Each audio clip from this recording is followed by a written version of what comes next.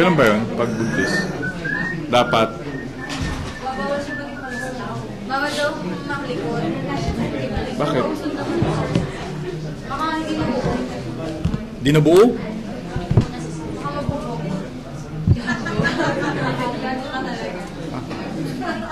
Magandang umaga po sa inyong lahat. Kay Rod Vega. Ngayon lang kita nakita. Magandang umaga po. Ang guest speaker po natin ngayon ay ang Maritime Group at kasunod po ng kanyang presentation ay ang Provincial Director po ng Rizal. Pagkatapos po nun, salamat po. So, take two. Maritime Group, Police Chief Superintendent, the Director of Maritime Group, Police Chief Superintendent, Efren Reyes. Sir?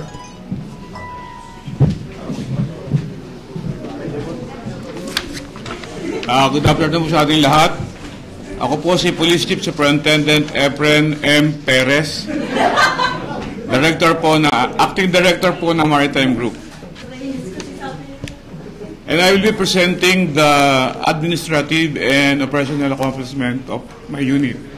For your information, I was just assigned in Maritime last September 7, but I will be presenting our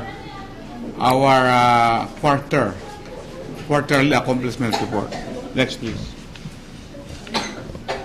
So, my scope of my presentation is as follows. Our administrative and operational accomplishment. Number 2 is the U.S. donation. Ito po yung pinangako ni Ambassador Brownfield sa atin and our way forward. So, next, please. So, for our administrative accomplishment, we have finished or accomplished our recruitment process. Ito pong nakaraang buwan lang.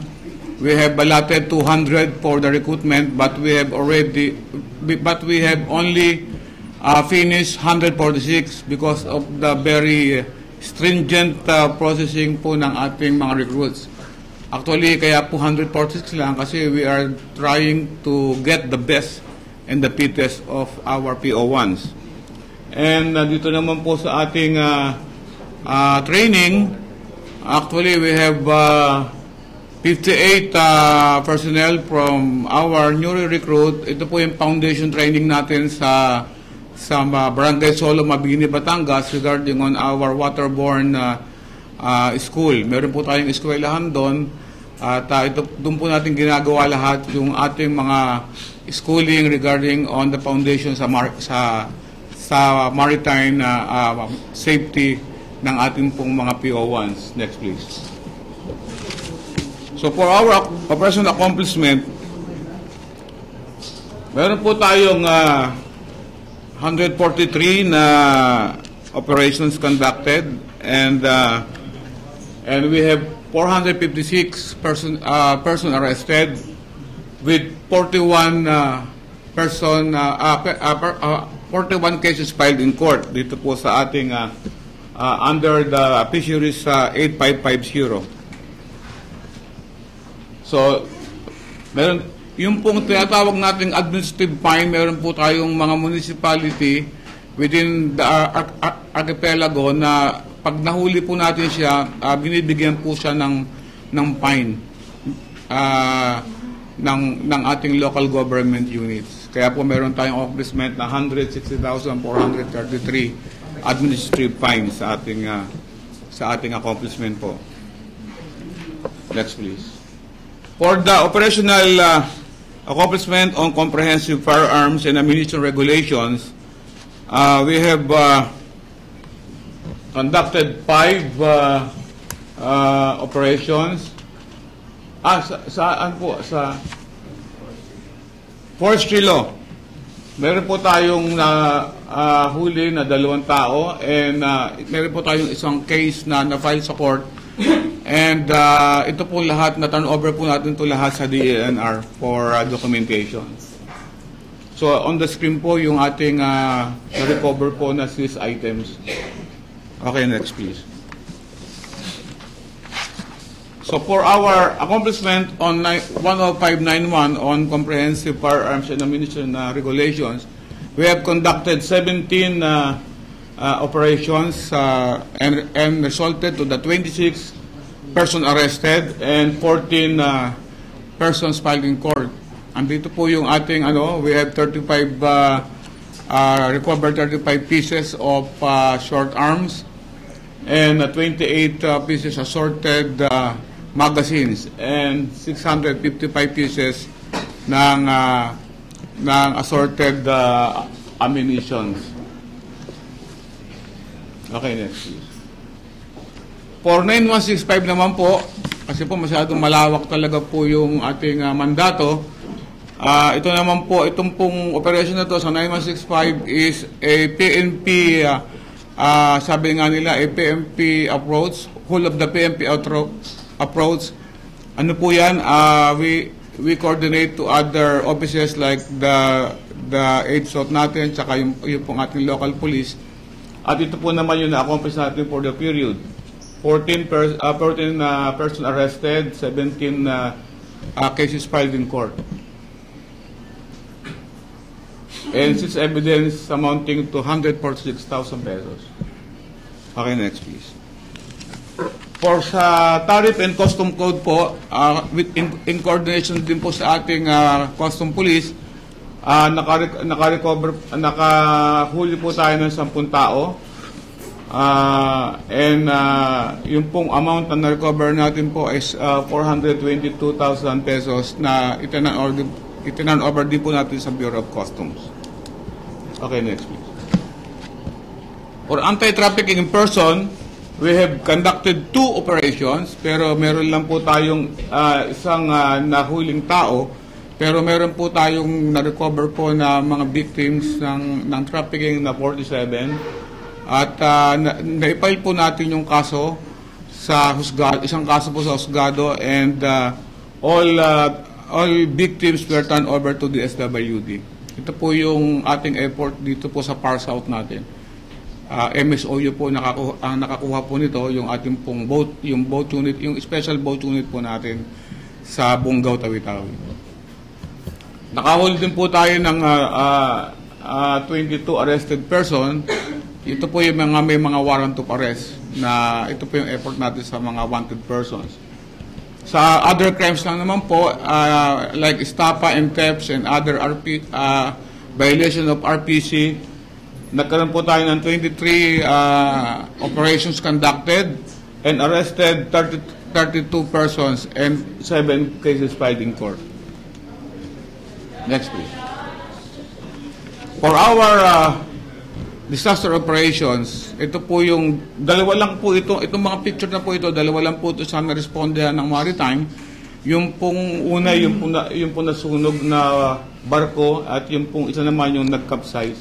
So we have conducted 32 operations conducted, and we have retrieved individuals, 280 individuals rescued, and 54 cadavers po. Sa lahat-lahat po ng operations natin, yun po yung na-recover natin mga cadavers.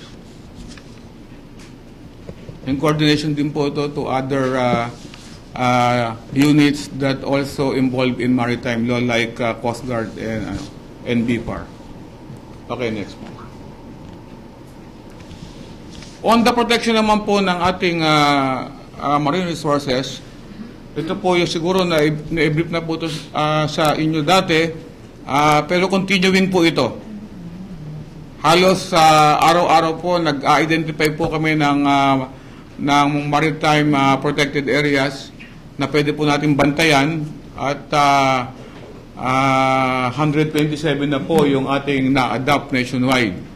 Continuing po ito with coordination po with EcoFish, USAID, at kailangan po natin talagang i-preserve yung ating maritime resources.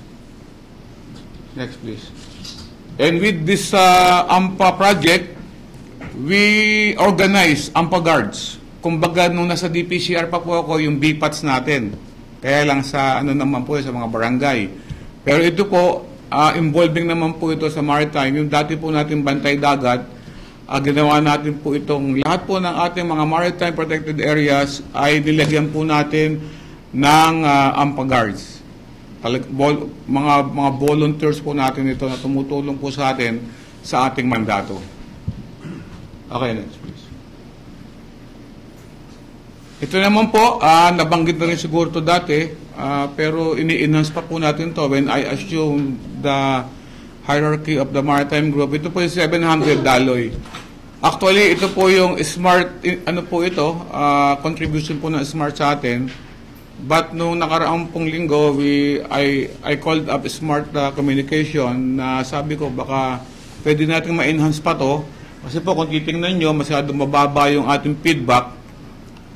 Pero yung broadcast po natin, umabot na po ng 23,000. Siguro po baka po kung matatap natin yung all other telcos like Globe, Sun, and other telcos siguro, baka po tataas pa po ito. Ito po yung mga nagbabantay na ito po yung one venue to report yung mga illegal fishing po, yung mga illegal activities sa dagat from our fisher ports o yung ating pong mga mangingisda, yung ating pong mga stakeholders na pag nakakita po sila ng mga illegal activities sa area, especially dito po sa Far South and sa Far North, ay pwede po nilang i-text yung 700 daloy. Daloy is dedicated alert lines for ocean biodiversity. Okay, next please. As promised po ng ating Ambassador Brownfield, meron po silang pinangako sa atin and I think ready na po yung bibigyan pa po tayo uli ng 4 pang gunboats. Mas malaki daw po ito doon sa dating binigay sa atin na 6 na gunboats. By December daw po ay ibibigay na po sa atin ito. And I think 1 gunboat is equivalent to $300,000 or $400,000 po yung isang gunboat natin. Ito po ay nagti-360 po. Sinakyan ko po yan last weekend. Nagpunta po ako ng Bungaw, Tawa-Tawi. Actually, talagang mabilis po siya at meron po siyang capability mag 360 degrees na maneuver.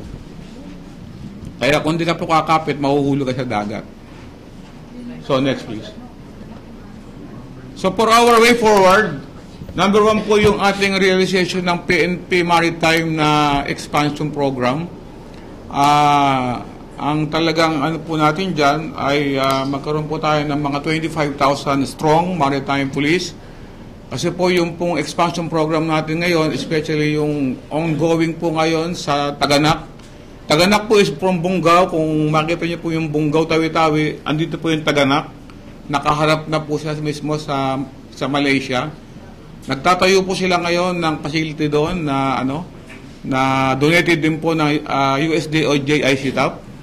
At siguro by December po baka ma-turn over na rin po sa atin yon.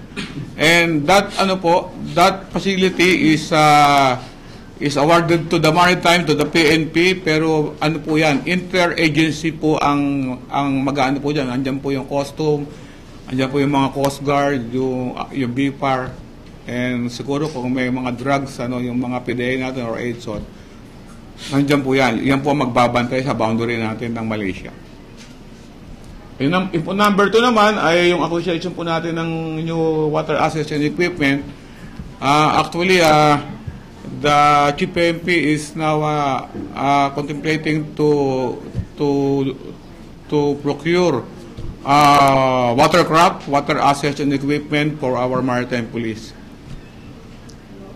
So number 3 po is increase the number of maritime protected areas. Tuloy-tuloy po natin itong yung 127 po yan na pinapangako po natin na ating pong dadagdagan pa yan.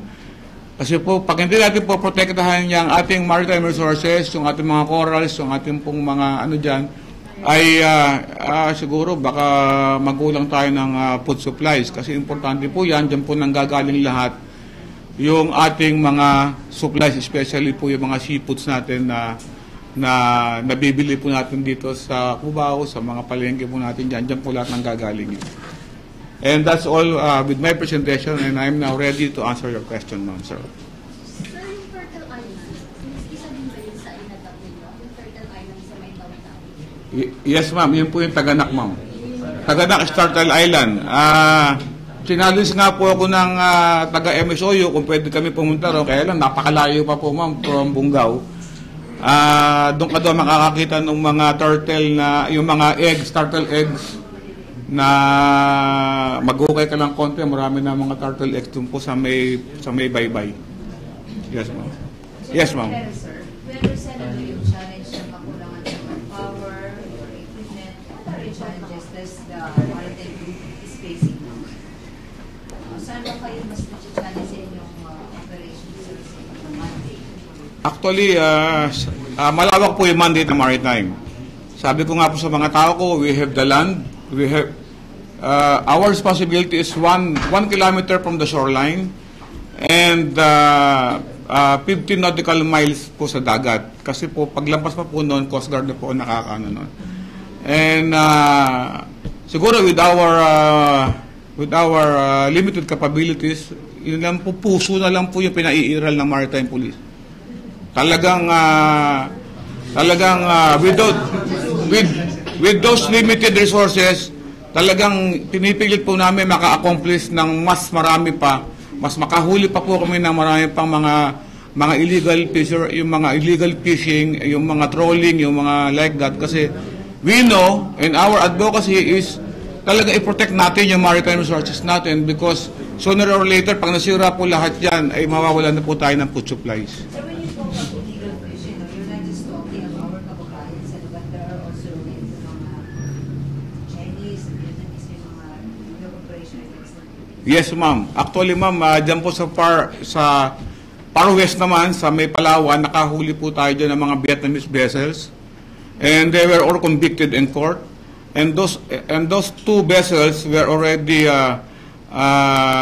awarded to us. Yung pong isang vessel na award na po sa maritime, ginagawa natin po siya ngayong supply boat, na kung sakali pong lalayag po yung ating mga gunboats, meron pong supply boat na nakaalalay. At yun naman po, isang Vietnamese vessel na nahuli po natin dyan sa may West Philippine Sea, ay inaward po naman sa local government po ng Palawan. Yan po yung ating. Hindi lang po local fishermen ang hinuhuli po natin. We are also trying to arrest those other Asian countries na pumapasok po sa ating maritime jurisdiction. Sir, kumusta po yung how active you are in your role sa ating West Philippines issues? Actually, ma'am, tayo naman po ay nakahanda naman po dyan, at yung ating mga tao po naman ay laging naka-alert regarding on the West Philippine Sea. Pero siyempre po limited lang din po yung ano natin, and the AAP or the Coast Guard is the one who is responsible outside or within the contagious zone. Sila po ang nakakaalam doon, ma'am. Since a few months ago, may briefing din, hindi ko alam kung bakit na-afford yun sa... Sir, yung bibili daw tayo ng drone, na-realize na ba itong plano na ito para daw ma-maximize yung monitoring ng ating shoreline? Yes, ma'am. Actually, ma'am, yung pong drone natin ay meron na pong specification. It was already approved by the DRD. And there are many proponents po na nag-a-apply na po. Actually, kanina po yung Airtronics, hindi lang siya dumating. I waited for them pero hindi man siya dumating. Pero I am very, very much interested on the Target na bibili yan, tapos magkano yung budget? Actually, wala pa po akong kung magkano po. Siguro pag-uusapan pa po natin yan ng mga The program. specification has been approved. Yes, ma'am. Ibig sabihin, ready na tayo para mag-bid or Siguro po ready na po tayo, ma'am, for yung po kasing sinasabi natin specification, approve na po ng DRD po, forward pa po kasi yan sa NAPOLCOM for approval din po. Tapos nga po, mayroon pa nga po, nag-usap nga po kami ng isang governor sa Tawi-Tawi. They are also, kung mayroon daw pong drone na aircraft, mayroon din po silang parang conceptualize na drone boat. Na yun naman drone boat, yun naman may ano din siya, may capability din siya na may camera, mayroon din siyang CPU, pero nakafloat naman siya sa dagat. Maliit lang siya, na kaya niyang mag-monitor, kaya niyang tumawid siguro ng Tawi-Tawi Bay para tingnan din kung may mga especially yung monitoring, yung mga surveillance po. Like also drone na So kung meron po tayo sa dagat, meron din tayo sa air, mas magiging effective po siguro yung ating mandato bilang maritime police. Yes, with the recent kidnappings also, how big of a concern sa maritime group yung terrorism, piracy, tsaka kidnapping? Ito po ba yung isang bagay na tinututukan naman? Actually, may involved din po tayo dyan. And we also, our effort dyan is to, pag meron pong ganyang mga, mga ganyang mga insidente, we are very much happy to support our primary OPRs. Kasi po maritime group po is just support unit po ng ating PNP. Wala ka bang staff doon sa area ng Samal during the kidnapping ng mga foreigners? Wala pong opisina doon ang maritime natin, pero ang Coast Guard po ay merong office doon. Tsaka meron po kasi silang task force sa Samal, sa Army naman. Ang ating pong pinakamalapit doong RMU, o Regional Maritime Unit 11, ay nandun po sa Turil, Davao City. Kung nakapunta na po kayo doon, nasa dulo po yun ng Medyo malayo. So siguro mga 7 to 8 nautical miles po ang layo po ng ating RMU.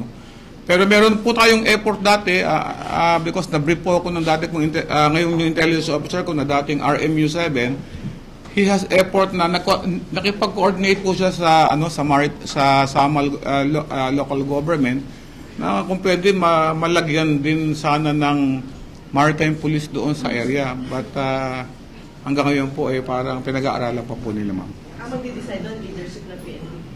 LGU po kasi sila po yung magbibigay sa atin po ng space po. And we are willing to deploy our maritime police po doon sa area. Sa Dipolo naman, sir, maritime, kagabi may tinutulog na kitang.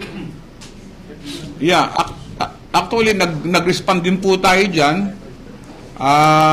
Nag-deploy po yung ating Dapitan Marvsta diyan po sa malapit po sa Dipolog, sa may Dipolog Boulevard, and we have alerted also our MSOU dito sa Bungaw, Tawi-Tawi, and we are now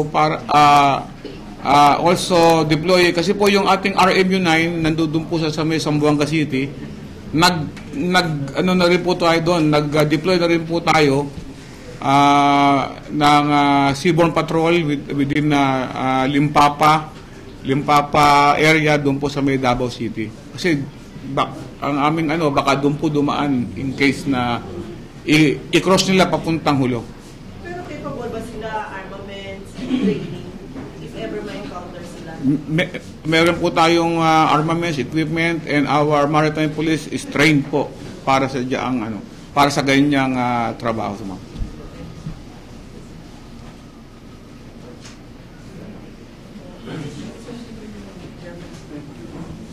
Questions? Wala na? So, ano yung update doon? Sa secretary? Follow pa po. Pinapollow pa po. Baka po kasi, nakakalat na po yung mga Seaborne Patrol natin. Hindi po natin alam. Baka nakatago lang yun sa So, I have already directed my RMUs, my Marvsta, na yung pong ating meron po tayong, yung Maritime BIN. Pinapakapana po natin yan. Baka nandiyan lang po sa paligid at hindi pa po nakakalabas pa ng Hulo. Yan lang po. Thank you, sir. Thank you very much po at magandang tanghali sa atin lahat. Thank you, sir. Thank you, Chief Superintendent Efren Perez.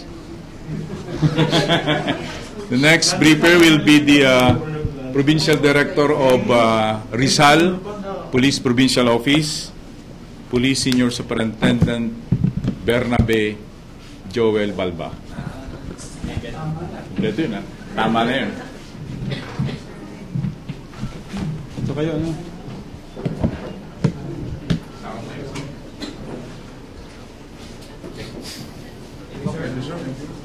Sir, saan sila dito na?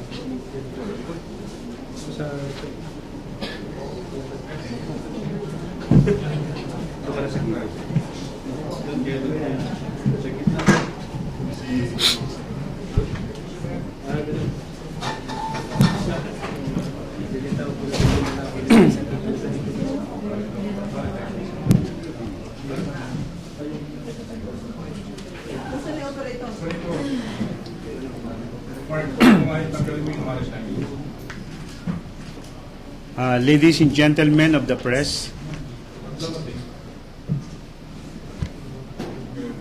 isang magandang hapon sa ating lahat. I am Police Senior Superintendent Bernabe Balba, the Provincial Director of Rizal Province. And I am also the Special Investigation Task Group Commander of SITG Marcelo Ong. I would like to inform the public that we have already identified, gathered evidence against the suspects in the murder of Marcelo Ong Idi Guzman, alias Osu. Marcelo Ong, alias Osu, was gunned down last August 2 of this year in Mahabang Parang, Angono, Rizal. So I have here with me some members of the Special Investigation Task Group, the Chief of Police of Angono, and our investigators who identified, gathered evidence against the suspect, and we would like to inform you that we have already filed a case in the Rizal Prosecutor's Office against the suspects. As a background there, after a thorough investigation being done by our SITG, we made a breakthrough when our investigators received an information that one of the suspects in the killing of Marcelo Ong, alias Osu, can be found in one of the detainees in Dasmariñas, Cavite. He was one of the suspects in charge by Dasmariñas Police for illegal possession of illegal drugs and the possession of and carnapping case for possession of car that belongs to Ernest Agbayani. Ernest Agbayani, if you remember, is a seaman who was reportedly missing in Angono, and was found dead in Tagaytay City last August 18. So yung sinasakyan na, yung personal na Subaru ni Ernest Agbayani ay nakita at nahuli itong apat na suspects in possession of illegal drugs at saka nung sasakyan niya. So we receive information na yung ibang suspects doon ay may alam dito sa Oso Ong. So our investigators continue, hindi nagsawa na bumalik-balik, makiusap, alamin kung ano mga nangyari. At sa una, hindi talaga kami makakuha ng cooperation. Then lately, doon sa breakthrough natin, nakakuha tayo ng information na vital doon sa case. So one of the suspects execute an extrajudicial confession telling about the incident, how did it happen, at doon ay in-identify niya kung sino mga kasali. Subalit ito'y lalong pinahigpit ng mga ebidensya dahil siya rin ang naging susi sa pag-locate ng ebidensya. Among the evidences recovered by our operatives and with the assistance of our scene of the crime operation, at na-present na rin namin sa mga family at na-identify nila ay ang mga sumusunod, kagaya ng plate numbers ng sasakyan niya, yung mga personal IDs and license ni Oso at saka nung kanyang live-in partner na si Basya, yung firearms na na-recover sa kasama ng mga evidence, ganun din yung boots ni Oso na hinubad niya kasi si Oso mahilig siya na mag-drive na isa lang ang boots kasi nahihirapan ho siya mga boots ng mataas. So na-recover din yun doon. And what is also important that itong si Oso nung inautopsy, merong nakuha sa kanyang slug, bullet. And isa sa mga baril na nakita, ang baril na nakita doon sa mga evidence na sinabi niya ay pina-forensic namin, cross-matching sa ating crime laboratory.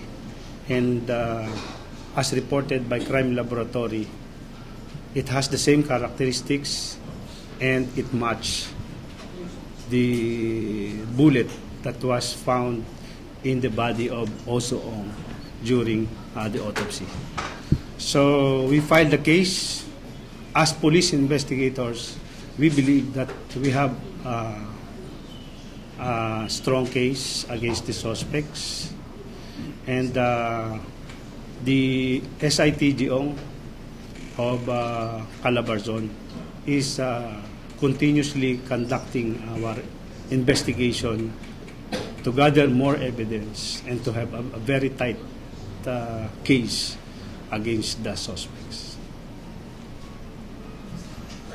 Yes, ma'am. May we have the name and then the profile of suspects? One of the suspects is Christopher Kyle Ernie. Yeah. Christopher Kyle Ernie. Ernie.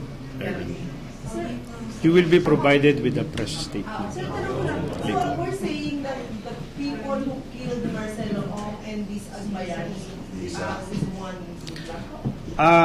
the case of Ernest Agbayani, although it is early reported to us, will be investigated the murder side by the Cavite Provincial Office, since Ernest Agbayani was found dead in Tagaytay.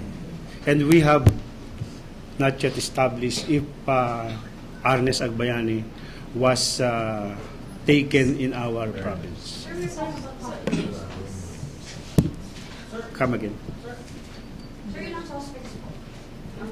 We have 5 suspects. Tapos yung isa doon, sir, detainee sa Israel. Dalawa detainee. Sila po yung nag-extradition petition? Isa lang. Opo. So out of the 5, dalawa yun in custody? Yung tatlo- Dalawa in custody. Sir, na-explain ba nung detainee, sir, paano siya nakalabas?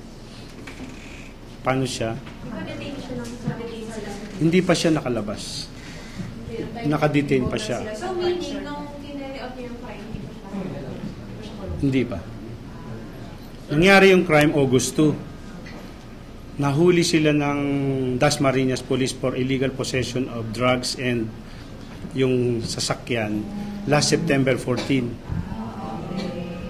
Sir, doon sa nag-confess, anong sinabi nilang motibo kayo? Personal o random? Wala siyang sinabi pa na motibo.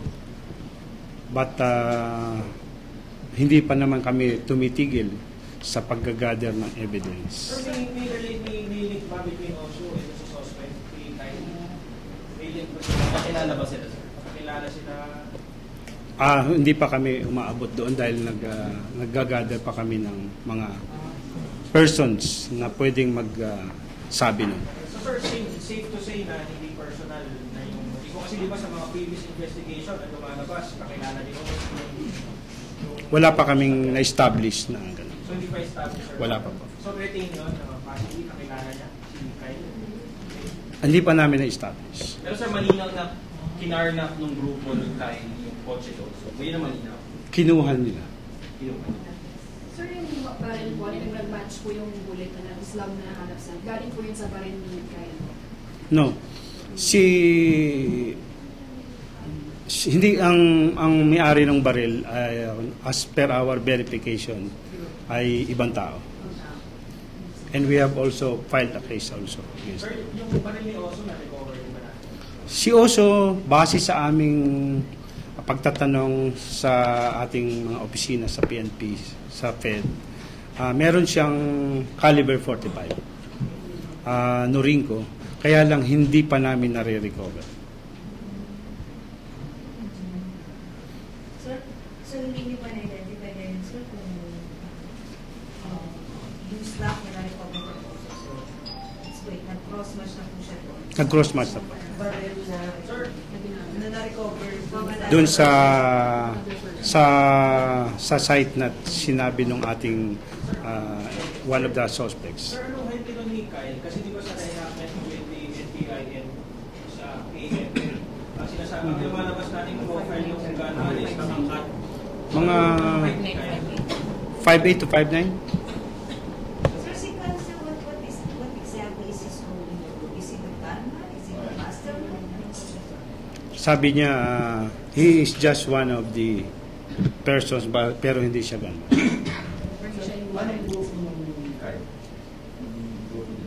Wala akong alam na pangalan ng grupo nila. Sila lang magkakasama. Ang base doon base sa mga sa kasong ipinail ng Dasmariñas Police ay meron silang kinasuhan sila ng carnapping. Dahil doon sa possession ng car ni Arnes Agbayani. Pero sir, nung pinag-verify niyo sa family, kilala nila yung Kyle? Hindi pa namin hinarap sila. Sir, So, ano ito ba yung... yung engineer na sinasabi, iba ba? Yun po yun. Yung missing na... Yung missing reported earlier. Babae na hindi ma-identify. Ano yung pera? Iba po yun. Iba po yun. Iba po yun. Iba po yun. Even until now, hindi pa rin po na-establish talaga yung if it's just playing or nothing or other motive. Kasi since the start, the family has been saying that they don't believe it's just or nothing. So Yeah. hanggang ngayon po ba sir, wala pa rin? Hindi pa po kami makapag-conclude because we base our conclusion on evidence. But we still continue our investigation. We have yet to recover yung sasakyan ni Oso. It is only the plate number na na-recover natin. But meron nga tayong the whole PNP na nagtatrabaho dito. Sir, ano mga pangalan ng mga suspects, sir? Yung mga... You will be provided with Sir, since sinasabi natin yung kay Agbayani nasa Cavite, Cavite, and then yung case niya yung si Ong nasa inyo, wala ba bang directive from the RD na i-collaborate and then baka isa lang pala ng grupo na nag-commit ng tawag? Meron na po, sinusupervise po tayo ng ating mga commander sa regional level. Meron po kasi po it involves sa different provinces kaya from time to time po yung aming coordination, meeting, nandun po. But as far as the SITG Ong in the province of Rizal, I am the head. Sir, follow up lang doon sa question ni Marisol. Kasi na, di ba, na family, hindi sila naniniwala. Based doon sa pagkakomit ng crime kay Oso, Opo. naghintay doon yung apparently yung isang sasakyan, tapos bumaba si Ong, na according din sa mga guard ng subdivision, hindi naman usually bumababa si Ong kapag hindi nakakilala. So up to this time, sir, hindi natin na-establish yung link between the suspect and Ong, kung magkakilala ba sila. Hindi pa po. Sir, where is this group affiliated? Aside from the fact that they were facing a case ng carnapping, meron ba tayong information, at least ano yung mga activities nila, tapos ano sila, affiliation ba nila? Hanggang doon lang po ang alam namin na activity nila. Basta nakaswala sila ng Apo. And other from that, sir, wala na silang mga previous crime. Meron po ang alam ko si Kyle, meron siyang parang physical injury.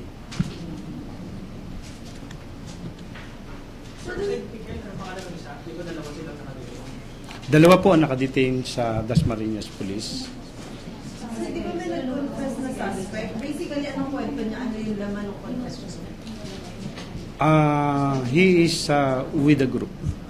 And then, Yung pong appreciation po ng aming nag-gather ng mga ebidensya ay ngayon po ay nakapile na sa provincial prosecutor ng Rizal, at we do not want to preempt yung pong magiging conduct ng preliminary investigation ng ating fiscal. Clarification lang, amongst the 5 suspects, sir, dalawang nakadetain kasama doon si Earl sa mga.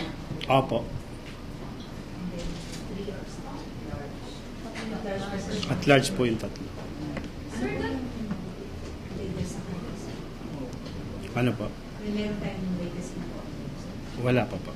But you have identified Opo. you have names. Meron na po. Sa anong kaso rin, sir, yung pinali mo sa kanila?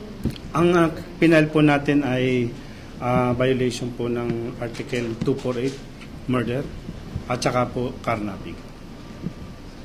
Sir, nag-narrate ba ng suspect kung ano yung nangyari nung gabi na yun? Bakit siya binaril? Meron bang siya nasabi na gano'n? Oo, sir. Meron bang- Yung pong kaso kasi nandun na po sa prosecutor's office.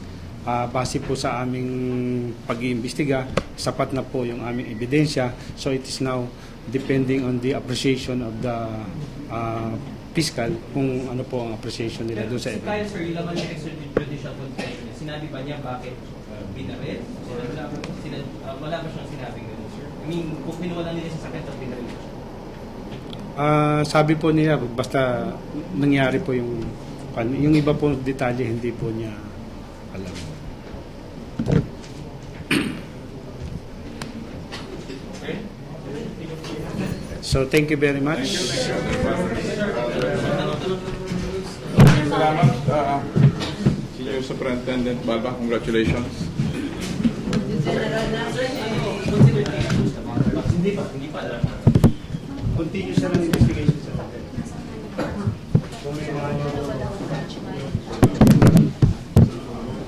Thank you. sir, meron ba sasabihin? Meron ba? May sabi po. May other matters. Sabi sa Italian.